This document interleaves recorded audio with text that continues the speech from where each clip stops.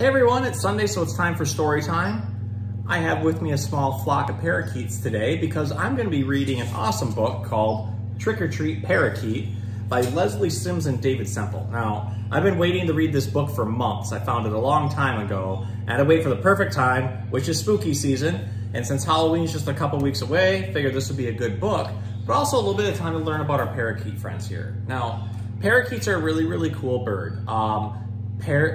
Parakeets are parrots, but not all parrots are parakeets, if that makes any sense at all.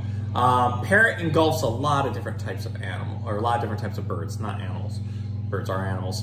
I'm really tripping over my tongue today, but you guys also know I don't edit my videos, so I want to show it's okay to make mistakes and to correct yourself. Sometimes people have a hard time with that. Sometimes I have a hard time with that. So we need to show that mistakes are okay. So on a better note, we're just going to show you our parakeet friends. Now, parakeets can come in all kinds of colors. Blues, whites, grays, greens, yellows, and everything else, because there are actually hundreds of subspecies of parakeets.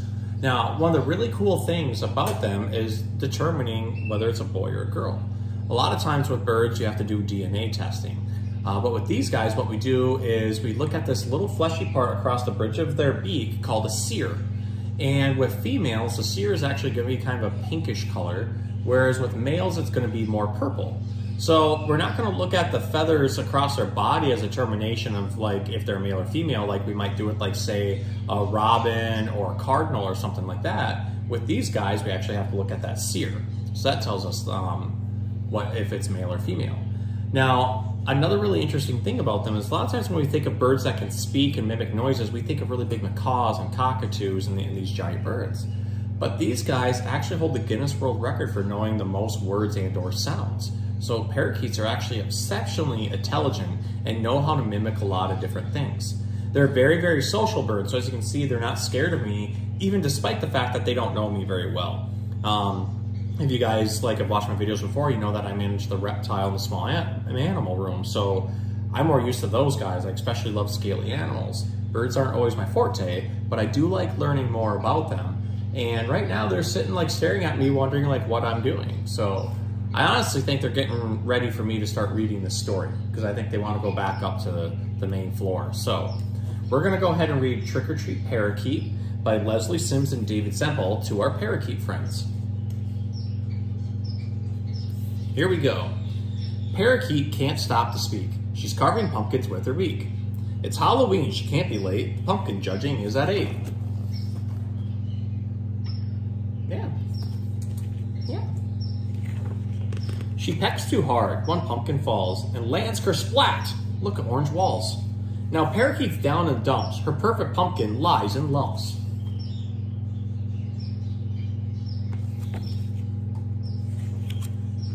She fixes it with sticky tape. I won't win with this funny shape. She puts the pumpkins in a row and lights bright candles. See them glow.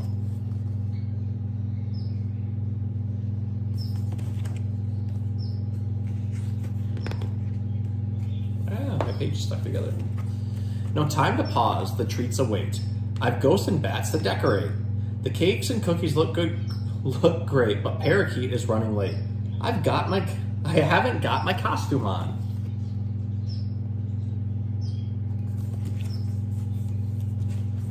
Just then the doorbell rings. Ding dong! She jumps in shock, the table rocks. She slips and knocks the sugar box. Her friends are calling from the street. It's trick or treat time, Parakeet. She flies to greet them.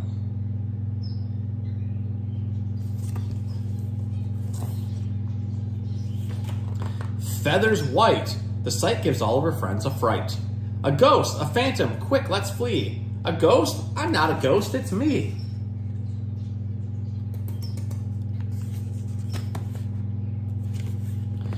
It's really you? I feel a fool. Your costume's great. You're one cool ghoul. What costume? Parakeet begins. Then she sees her sugared face and grins.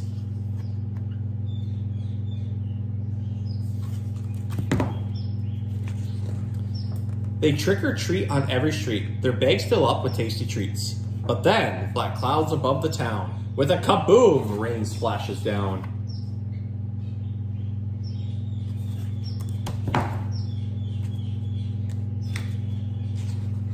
Your costume's gone, Chimp gives a shout. The rain has washed the sugar out. Poor Parakeet is sad. She groans. Perhaps we should head home, she moans.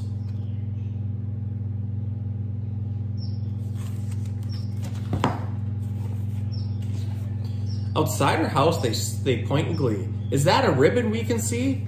What a Halloween surprise. The bumpy pumpkins won first prize.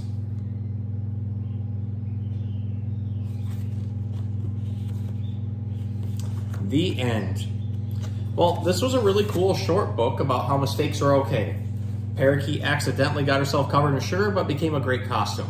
When she got sad about that, was already sad about her pumpkin, she realized that her pumpkin actually won first prize. So sometimes when we think we mess things up, like I tend to do with my speech, when I'm talking too fast or trying to read the book through too fast and get my words mixed up, it's okay because you're allowed to make mistakes, and sometimes those mistakes turn out to be a really good thing. So I hope you learned a lot from Trick or Treat Parakeet, and I hope you learned a lot about our little feathered friends here who look like they're having so much fun.